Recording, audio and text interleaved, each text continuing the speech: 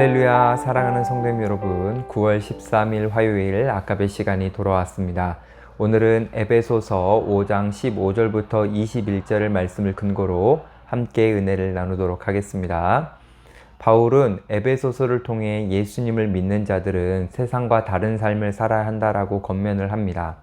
예수님 안에 있는 사람들은 그 빛된 삶을 살아야 한다라고 촉구를 했죠. 이 삶을 위해 어떻게 살 것인지에 대한 질문을 던지며 우리에게 지혜로운 삶을 살아가라고 권면을 합니다. 우리 15절 말씀을 함께 보실까요? 그런즉 너희가 어떻게 행할지를 자세히 주의하여 지혜 없는 자 같이 하지 말고 오직 지혜 있는 자 같이 하여. 지혜로운 자는 자신이 어떻게 살아갈 것인지에 대해서 주의를 기울이고 자세히 살핀다는 것입니다.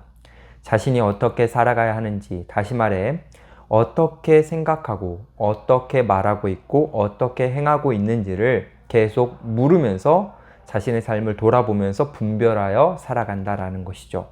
즉, 지혜로운 사람은 범사의 마음을 다스리고 사고를 훈련하고 언어를 엄선하면서 행위를 조정합니다. 반면에 지혜롭지 못한 사람은 자신의 마음과 태도를 살피지 않습니다. 언어를 구사하되 절제 없이 욕망을 분출하기도 하고 행위도 절제 없이 합니다.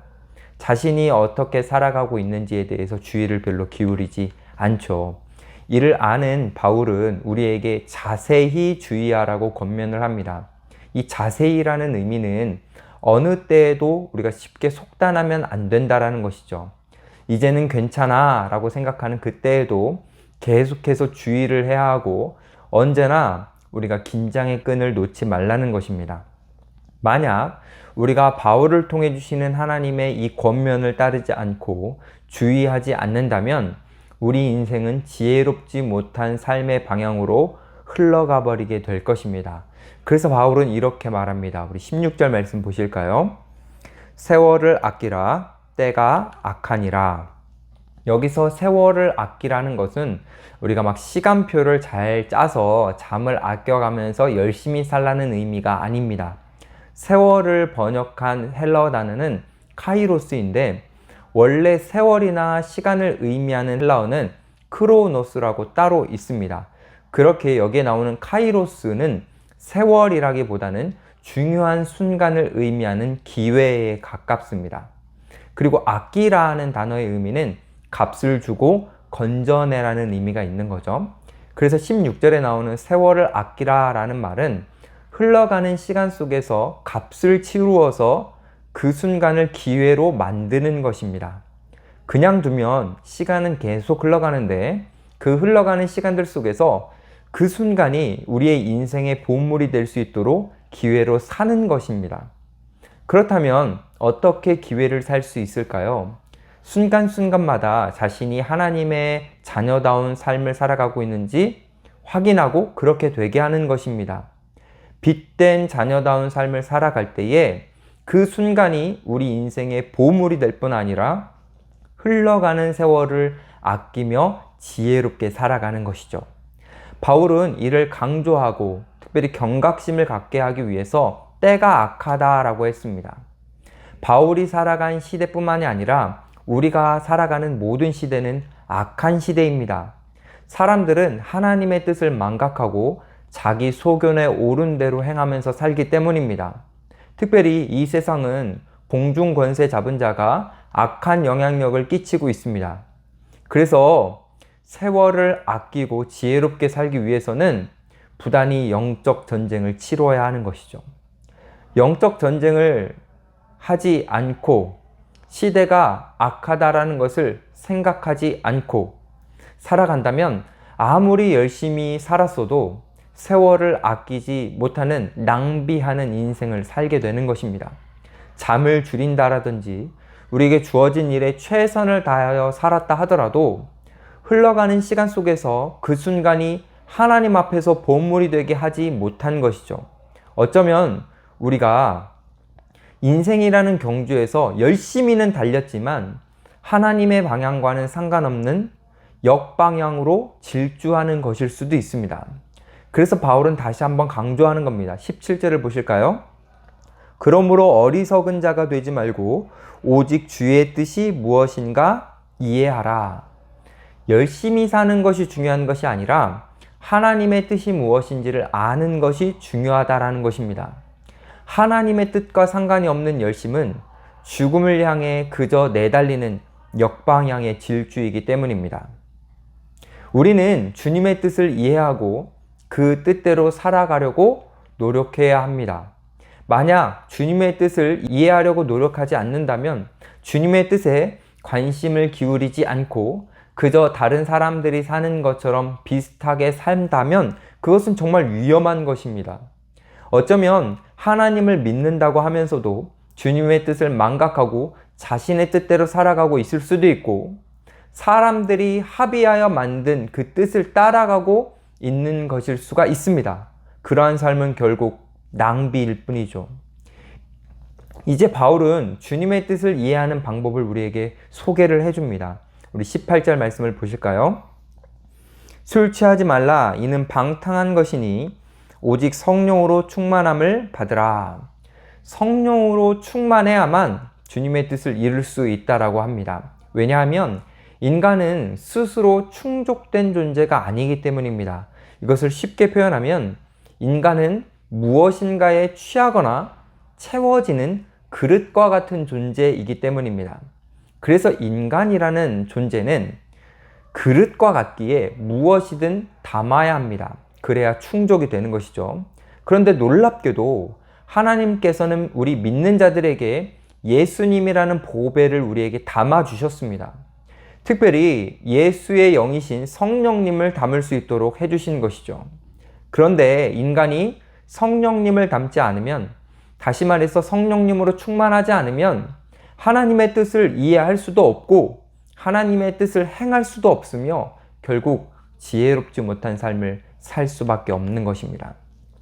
성령님을 담아야만, 성령님으로 충만해야만 성령님의 소원이 우리의 소원이 되고 성령님의 언어가 우리의 언어가 되며 성령님의 능력이 우리의 능력이 되면서, 그래서 하나님의 뜻을 따르는 지혜로운 사람이 되는 것입니다. 만약 성령님 외에 다른 것을 담으려고 한다면 어리석은 인생이 될 수밖에 없습니다.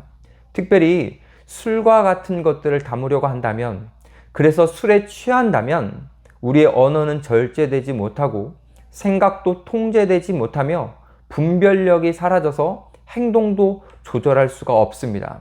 결국 그렇게 되면 흘러가는 시간을 하나님의 뜻을 이루는 기회로 만들 수가 없는 것입니다. 그런데 안타깝게도 이 세상은 우리에게 술을 권유합니다. 술을 마셔야 친구도 사귀고, 술을 마셔야 사람들과의 관계도 즐거워지고, 술을 마셔야 뭔가 출세의 길도 열린다라고 말을 하죠. 하지만 분명한 것은 술에 취하는 것은 어리석은 삶으로 질주하는 것입니다. 사실 술은 대표적인 것일 뿐이지 술만이 아니라 우리는 돈에도 취할 수 있습니다. 그러면 돈에 죽고 돈에 사는 어리석고 방탕한 사람이 되는 거죠. 또한 성이라는 것에도 취할 수 있습니다. 성은 아름다운 것인데 성에 취할 경우 성의 노예가 되어 방탕한 사람이 됩니다. 이것만이 아닙니다. 세상에는 너무나 많은 것들을 우리 안에 담으려고 합니다. 그래서 우리가 그 하나하나를 대응하는 것은 불가능합니다. 그렇게 우리는 오직 성령으로 충만해야 하는 것입니다. 다른 것이 우리 안에 담기지 않을 정도로 성령으로 우리가 가득 차야 하는 것이죠. 이것만이 우리가 지혜롭게 살아갈 수 있는 방법입니다.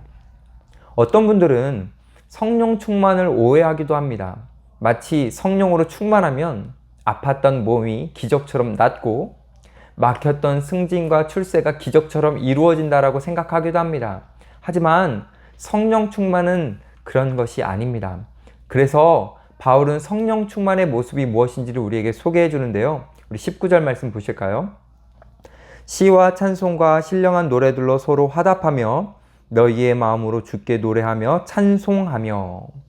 성령 충만한 사람은 예수님을 통해 역사하시는 하나님을 찬양합니다. 그런데 특징은 혼자 찬양하는 것이 아니라 함께 찬양합니다. 예수님을 믿고 사랑하는 사람들과 함께 조화를 이루며 하나님을 높이는 것이죠. 이뿐만이 아닙니다. 우리 20절도 보실까요? 범사에 우리 주 예수 그리스도의 이름으로 항상 아버지 하나님께 감사하며. 성령 충만한 사람은 감사하는 사람이 됩니다. 여기서 범사는 모든 것이라는 의미가 있고요. 항상은 어느 때라든지 라는 의미가 있습니다. 그렇게 성령 충만한 사람은 형통한 날이든 곤고한 날이든 모든 것에 감사하는 사람이라는 것입니다. 원망과 불평으로 가득한 삶이 아니라 하나님을 향한 찬양과 감사가 가득한 삶을 살아가는 사람이 바로 성령 충만한 사람입니다. 또한 성령으로 충만하면 서로 복종하는 관계를 맺습니다. 우리 21절도 보실까요? 그리스도를 경외함으로 피차 복종하라. 이 복종은 강요에 의해서 굴종하는 것과는 다릅니다. 이 복종은 우리가 관계 맺는 상대방의 권위를 하나님 앞에서 인정하는 것이고 자신을 그 권위 아래에 두는 것입니다. 결국 복종은 나의 권위를 주장하지 않고 상대방의 권위를 존중하는 것입니다. 이러한 복종은 그리스도를 경외하지 않고는 일어날 수 없습니다. 예수님이 우리의 삶의 주인이 되시지 않으면 우리는 서로 종속 관계를 만들어낼 뿐입니다.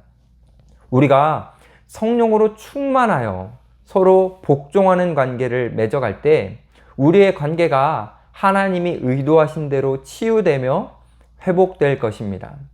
이 복종의 모습은 사실 예수님께서 먼저 보여주셨죠. 예수님은 하나님과 동등하신 분인데 낮아짐을 선택하셨습니다. 그리고 하나님의 뜻에 복종하셨습니다. 결국 이 예수님의 복종을 통하여 그리고 그 예수님의 복종의 결과인 십자가를 통하여 상처 입은 자들이 치유가 되었고 회복이 되었고 특별히 죽어가던 인류가 회복이 되었습니다. 우리도 성령 충만하여서 서로 복종하는 관계를 맺어간다면 우리와 함께하는 사람들에게 치유와 회복이 있을 것입니다. 사랑하는 성도님 여러분, 우리 인생은 길지 않습니다. 순식간에 우리의 인생은 끝날 것입니다. 그래서 우리는 흘러가는 시간들 속에서 그 순간이 하나님의 뜻이 이루어지는 인생의 보물이 되도록 지혜롭게 살아가야 합니다. 이를 위해서 우리에게 반드시 성령 충만이 필요합니다. 성령의 충만함은 하나님께 구할 때 하나님께서 은혜로 선물로 주시기에 우리 모두 성령님을 구하며 그분을 통해 지혜로운 삶을 살아가야 합니다. 특별히 성령님을 통해 하나님의 뜻을 알고 행할 수 있기를 소망합니다. 근데 사실 성령님께서는 이미 우리에게 하나님의 뜻을 알려주셨습니다. 하나님의 뜻은 바로 하나님을 사랑하고 이웃을 사랑하는 것이죠. 결국 오늘 말씀을 정리해보면 우리에게 주어진 시간, 특별히 흘러가는 시간 속에서 하나님을 사랑하고 이웃을 사랑할 때 그때가 하나님의 뜻을 행하는 기회가 되며 그 순간이 우리 인생의 보물이 된다는 것입니다. 성도님 여러분, 우리를 취하게 하는 술과 같은 세상의 것을 멀리 하시고 지금이 하나님을 경외하고 지금이 이웃을 사랑할 때임을 기억하셔서 사랑하는 삶을 통해 세월을 허비하지 않고 지혜로 살아가는 저와 여러분들이 되기를 간절히 소망합니다. 기도하겠습니다. 하나님 아버지 감사합니다.